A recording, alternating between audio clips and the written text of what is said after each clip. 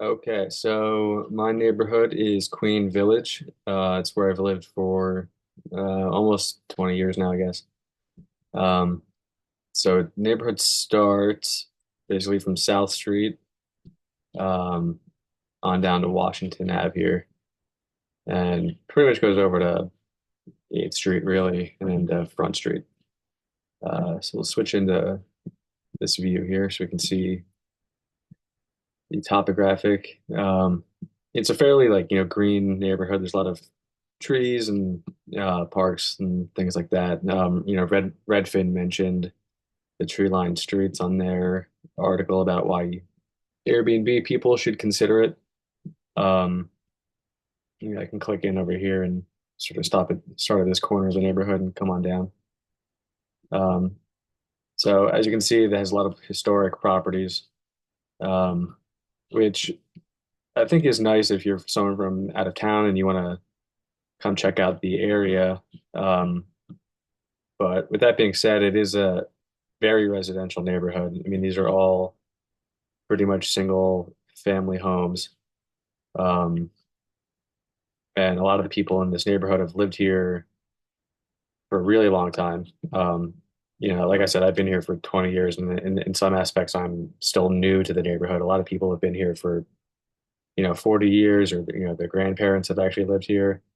Um, and that is changing over time, but um, certain blocks have, younger people and, um, things like that. People from out of town or do move here too. Um, with that being said, I think if you were someone from out of town considering finding an Airbnb here, I would probably stick more towards the South Street area, just because that's where more bars and restaurants are. Um, and the neighbors here might have less of a problem with, more, uh,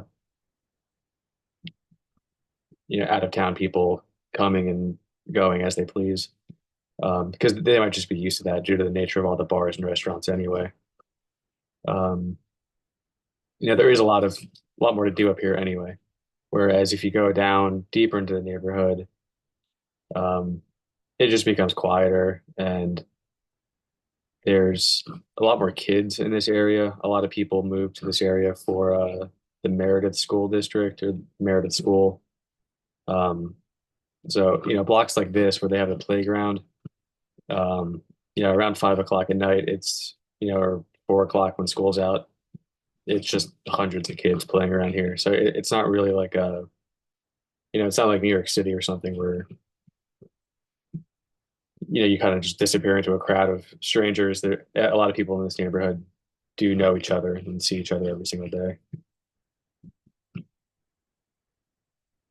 Um,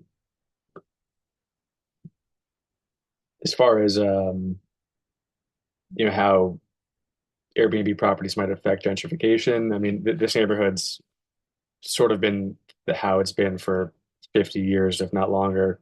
So I don't think the idea of an Airbnb property affecting the housing stock or something is that big of a deal. It is just one less property that you can rent. But I think in other neighborhoods, the idea of people from out of the neighborhood coming in and purchasing these places and really affecting, oh, here we go, we're inside of the New Wave somehow. Let's go back outside. Here we go. That was interesting. Um, yeah, it is, I don't think Airbnb properties really are going to affect the housing stock too bad here because all these properties are already owned as single family properties anyway. Um, but yeah, in other neighborhoods, it does make a big difference. Um, but yeah, I mean, that being said, I think it is an option if you were someone from out of town wanting to come here, but I would stick more towards South Street up in this end. You probably just have a better time anyway. There's more to do up here. Um, and yeah, you wouldn't be that big of a deal to the neighbors because they're used to it. So yeah, that's about it.